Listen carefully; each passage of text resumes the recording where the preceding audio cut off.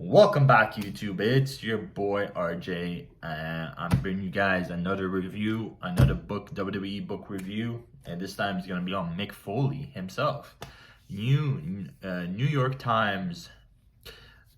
It just says New York Times, but honestly, the title of this book says The Hardcore Diary by Mick Foley. So why is it called The Hardcore Diary? Is because the hardcore matches he had in the past. Shout out to the legend, and you can't go nothing wrong with WWE back then. Back then, WWE was super like hardcore, like this is when you had the steel cages match, and this is when you had the hardcore, like the no holds bar matches, the street fights, everything that's combined in one picture. This is actually a crazy book, and I got it. Hey, look, it's Mr. Saki. I remember he had a sock, and this is the barbed wire with the baseball bat surrounded by barbed wires. And over here it tells you what was I thinking about other. Okay, no, I'm not gonna read that. But honestly, I'm gonna show you guys something crazy if I can find it. This book is absolutely crazy. This is when Edge speared Mick Foley through a table that was lit in fire. This is was back in WrestleMania 22. Edge versus Mick Foley, and I remember this perfectly. He lit.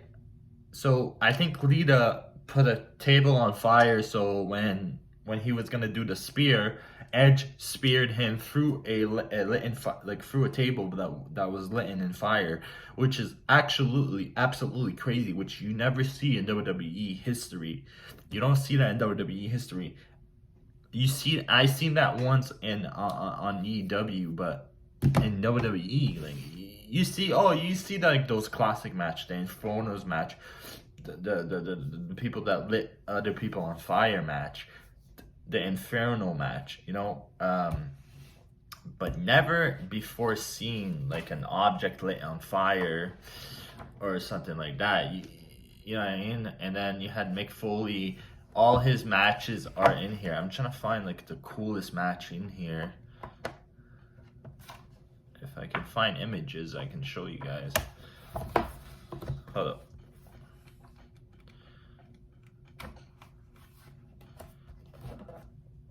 Yeah, okay. Hold up. I'll show you something cool.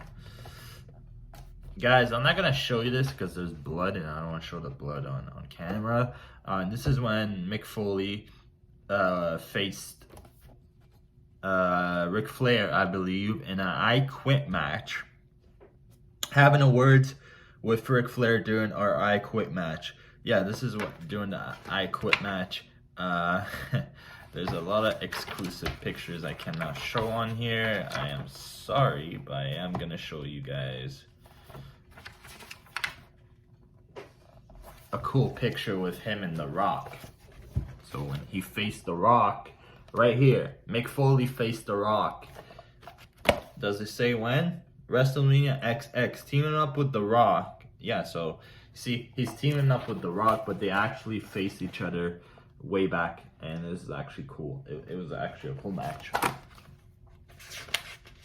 Is there another? I'll show you guys. Can I show this? Yeah, wait. Yeah, okay. So this is Backlash against Randy Orton. So this was a Backlash against Randy Orton. I don't know if you guys could see clearly because the picture is not very clear. It's black and white.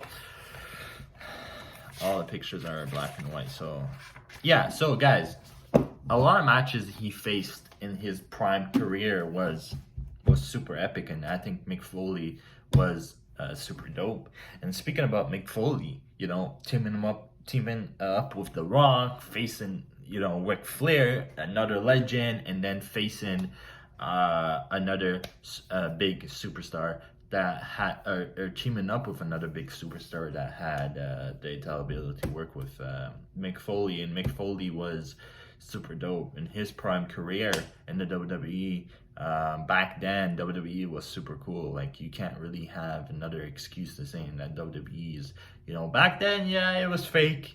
Everybody knows that WWE is not real, but when you see blood on the face trickling down, and when you see like those, steel chairs hitting each other with steel chairs, ladders, and climbing up the ladders and throwing each other off the off a table or off a mid.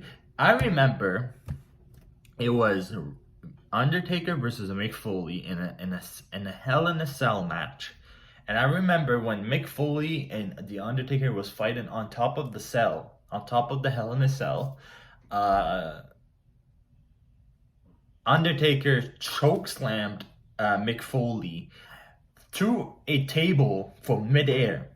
And I still to this day, I am thankful to see this man alive, because this was a dangerous move. Of course, when he was midair and threw him off the table, which landed exactly through the announce table back then in the WWF. But again, Mick Foley is, like, if you have seen his match, you would understand that he is the best that he was, especially with his sock.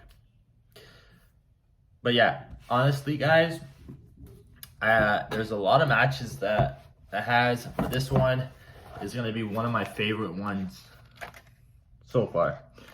This one and the Ric Flair versus Mick Foley. I do apologize, I cannot show you guys because there is blood, and I can't really exclusively show it on YouTube.